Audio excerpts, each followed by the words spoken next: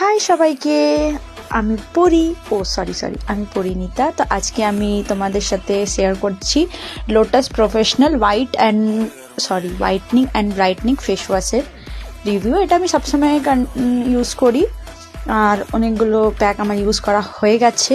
আমার তো ভীষণ ভালো লাগে আর এটাতে কোনো সাইড এফেক্টস নেই আমার যতদূর মনে হয়। আমার একটু ড্রাই অ্যান্ড সেন্সিটিভ স্কিন হচ্ছে। আর এই দেখো, আর এটা আমি অফলাইনে কিনেছি।